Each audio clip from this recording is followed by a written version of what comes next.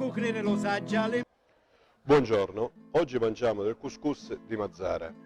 Sul couscous c'è da fare un discorso, questo sempre grazie a dominazioni che noi abbiamo avuto, tipicamente un piatto arabo, ma che noi in Sicilia abbiamo trasformato, perché è a base di pesce. Nel mondo arabo di solito è a base di carne. Si prepara sempre un couscous in una couscoussiera e poi a parte si fa una zuppa di pesce con molte verdure, dalle zucchine ai peperoni, alle carote, ai piselli.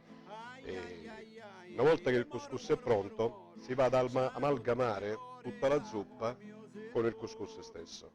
È un piatto molto semplice e lo dice tutta. Il piatto è pronto e buon appetito.